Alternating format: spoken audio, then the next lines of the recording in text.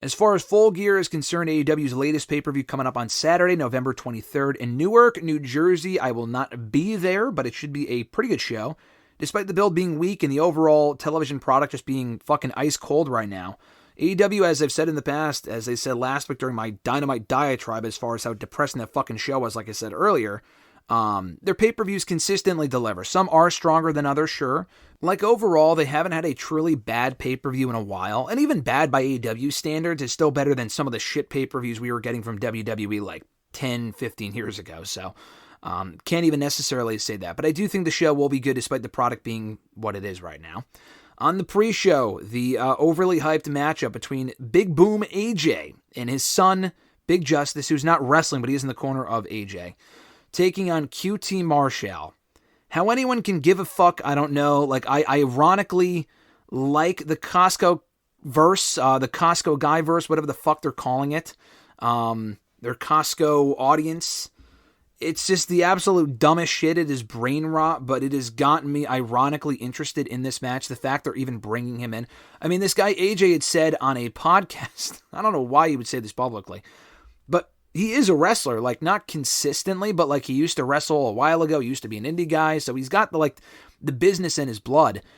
He wanted to do something with WWE. He was hoping that their buzz and their popularity, I don't think he did that Costco shit on TikTok and to kind of take off for the way that it did with the pure intention of landing in WWE. I'm sure he wanted to become famous out of it because it's just some of the dumbest shit. But he ended up getting an AEW contract for one match instead because I guess he's friends with Sonya Deville, Sanjay Dutt, similar names, I suppose. Not Sonya Deville, but rather Sanjay. Hey, listen, maybe Sonya Deville too. I don't know if they're friends. I know she's also from the New Jersey area, and I think they're from the Northeast. But anyway, he has a history with Sanjay Dutt. He put him in contact with Tony Khan or whatever, and they made this match happen. So it's happening on the pre-show. Thank fucking God. They have not announced anything else for the pre-show as of now. I would love for the pre-show to only be 1 or 2 matches, but they have consistently made it in recent months fucking 4 matches. I don't know why. Most of which are completely pointless. This match is pointless.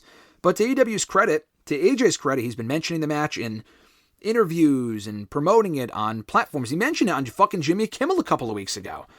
I don't know how many people are actually going to watch the pay-per-view because he mentioned it on Jimmy Kimmel like 2 or 3 weeks ago, but it was, I appreciate the effort. I appreciate the attempt. And they had him on Dynamite last night to talk about in a backstage promo. I think he's going to be on Rampage on Friday. I saw like an in-ring entrance that he had from fan footage on Twitter last night and this morning, so I'm sure that's probably going to air on Friday, I would have to imagine. He might even have a fucking match on Friday. I don't know.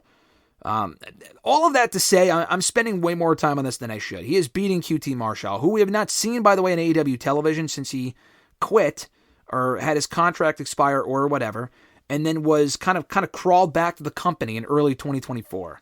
He went to WWE, had a conversation with WWE. WWE did not want QT Marshall, so then he went back to AEW. And he has not been on the show at all, which I'm not complaining about. QT Marshall, splendid guy. I interviewed him a couple of years ago. Nothing wrong with him personally from what I know. But in the ring as a character, I could not give 2 fucks about QT Marshall. So he's an easy opponent for Big Boom AJ to beat. They said the Rizzler is going to be there. That's the most fascinating part to me. The fucking 7-year-old Hayabusa-looking kid. Whatever. So Big Boom AJ wins. On to the next thing. And by the way, this is only the advertised card as it is right now. I'm recording this on Thursday morning, so if they add any more matches on Rampage or like pre-show matches on social media, they'll announce in the coming days. I don't know what those are, and I probably won't care anyway. MJF taking on Roderick Strong. Now, I mentioned last week how stupid it was that Strong, if he has such an issue with MJF, why would he not have gone after him in like the fucking 8 or 9 months that Adam Cole was gone for? Adam Cole was gone for like a year. Roderick Strong was never injured. And even when Adam Cole got attacked by MJF at Double or Nothing, because MJF was gone for a little while, but he came back at Double or Nothing, Roderick Strong could have easily settled his score with MJF while Adam Cole was gone, but they did not go in that direction because they didn't want to. We all thought they were dropping the feud, dropping the storyline.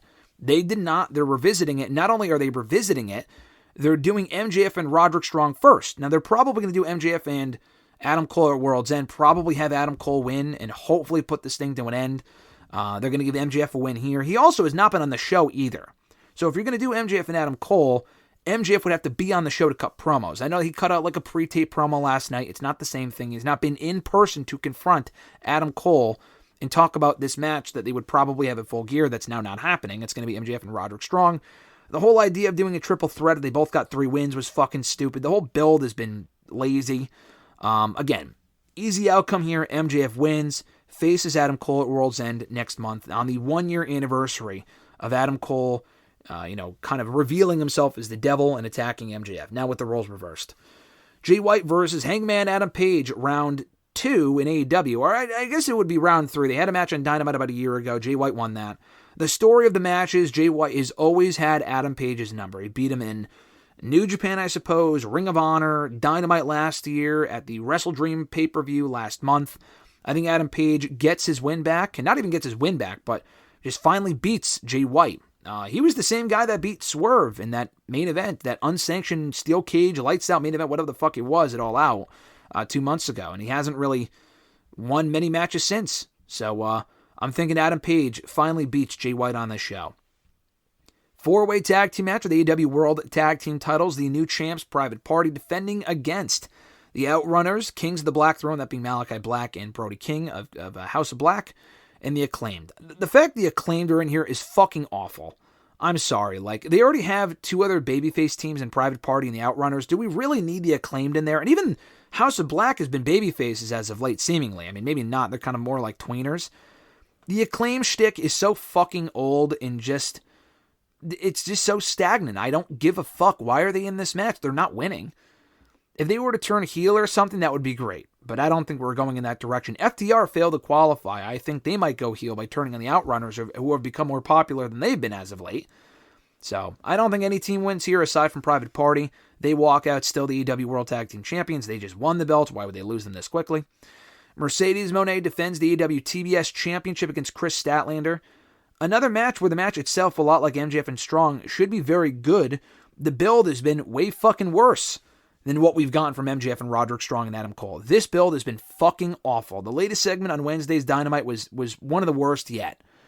Mercedes Moné's acting is just abysmal. The fact that she hasn't gotten more acting roles doesn't really surprise me. I'm still waiting for that big breakout film that people said that she would be in post-WWE. She's been gone from that company, by the way, for 2.5 fucking years. She's done all of one movie, and it sucked. And that's coming from someone whose brother worked on that movie, and even he said it wasn't good. I watched it myself. Her acting ability isn't all that great. I did watch her in The Mandalorian. She was fine on that show, but she wasn't like... She had a bigger role in the movie, and she didn't do well with it. And maybe she's been cast in other stuff, and she's had to turn it down, or she's still working on those projects. I don't know. But what I do know is that what I saw in that movie sucked. What I've seen from her so far in AEW has sucked. Even some of the matches, like you would think, oh, the promos aren't good, and the character work isn't good, but at least, because she's a heel, she's better as a heel than she is as a babyface. You would think at the very least she's had some great matches. And she has had some good matches, like the matches with Stephanie Vakir and Willow Nightingale were great. The Britt Baker match was very disappointing. And then even the Hikaru Shida match, the second one at All Out, was just not very good. It was pretty bad, actually, surprisingly. It was pretty lame. Hopefully this match is better. I don't think Statlander wins the belt here. I don't think she necessarily should. Turning her back babyface was a mistake. She had momentum as a heel, and then they fucking made her a babyface again. That sucked. Stupid. But anyway, the match should be good. I think Mercedes Moné retains here. Swerve Strickland versus Bobby Lashley. And this will not be Bobby's in-ring debut for AEW. They did that on a whim on Dynamite last night. I don't know why they wouldn't advertise that, but they did it last night. He beat Joe Keys and Ring of Honor legend Cheeseburger in a 2-on-1 handicap match. I think Bobby's got to win here. I know Swerve is coming off losses to Bryan Danielson at WrestleDream at All In. And then Adam Page he lost to as well at All Out. He's had matches on TV, like he beat Leo Rush recently on Dynamite. He beat Shelton Benjamin a couple of weeks ago. Like, he's had matches. But Bobby Lashley, his first big match in the company, he's got to win. Swerve, you could tell his story with. He's got a redemption arc, blah, blah, blah. I think this is a more important match for Bobby Lashley to win, and I think he will. Looking forward to the match, though. AEW TNT title, Jack Perry and Daniel Garcia. Another weird build. The whole kidnapping thing that we've seen on Collision and Dynamite in the last week has been very odd. It's been very strange. I think Jack Perry finally loses the championship here. Daniel Garcia is going to be dead in the water. If he loses here, he's fucking done. Like, he lost to MJF at All Out. That's fine. He lost to Ospreay, failed to win the International Championship, okay. Lost to Christian when he challenged him for the TNT title earlier this year at Revolution, okay. All this other sort of stuff. He needs a big win, and it's got to be on this show. Jack Perry hasn't really done a whole lot with that title. It's been a fairly mid-reign. Daniel Garcia needs the belt more than Perry does at this point. Give the belt to Daniel Garcia. If they don't pull the trigger here, they never will. Kyle Fletcher, I would also say, would stand to benefit a lot from winning on this show and beating Will Ospreay. I don't think he does. I think it would be awesome if he did. Will Ospreay loses nothing. I know he lost the International Championship on the previous pay-per-view, but he can lose here and it would be totally fine. It would be a massive win for Kyle Fletcher. I think it's more of a Rollins-Bronson Reed thing, and that was even more ridiculous because Bronson Reed walked into Crown Jewel with the advantage with, Rollins being hurt in storyline, and Bronson Reed really should have won that match, and he did not. I know he beat him on Monday's Raw, but that was fucking dumb that he lost the first match. Anyway, Kyle Fletcher, he's not walking in here with any sort of advantage. He's at a severe disadvantage, actually. Will Ospreay's a much bigger star, a top talent, former world champion, already a champion in AEW. Kyle Fletcher in AEW hasn't won shit, aside from the Ring of Honor tag titles for a brief period last year. But anyway, I think Will Ospreay wins this match. I think the match will be great. It could be a great coming out party for Kyle Fletcher, who's had a lot of, fun matches this year. He needs big wins, though. Winning the Ring of Honor World Television title doesn't really count. But I do think Will Ospreay wins on this show. Main event, Jon Moxley and Orange Cassidy for the AEW World Championship.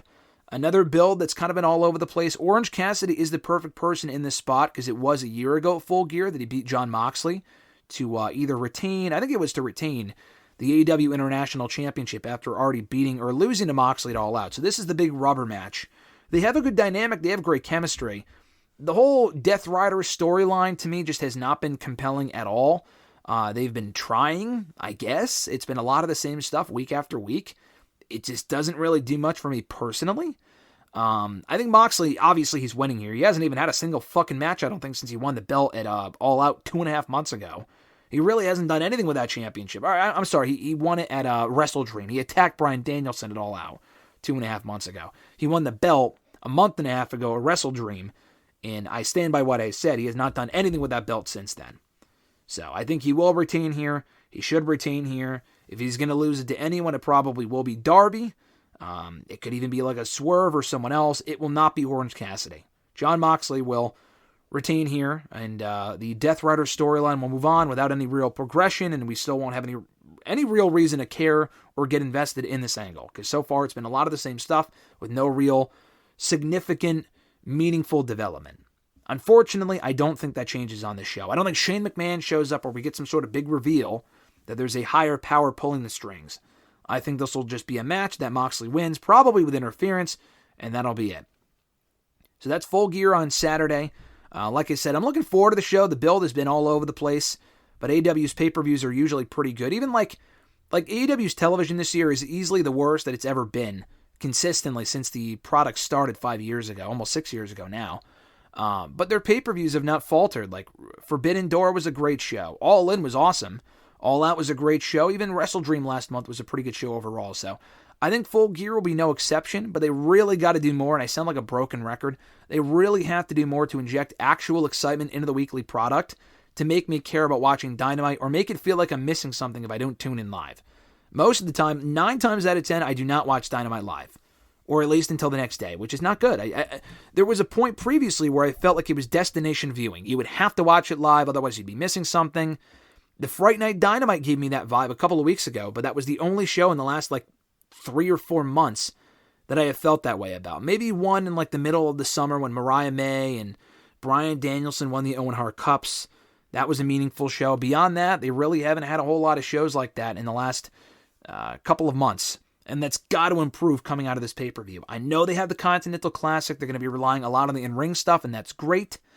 But, they got to have actual storylines that people give a shit about, and that's going to be a big, obstacle for them to overcome in the coming weeks and months.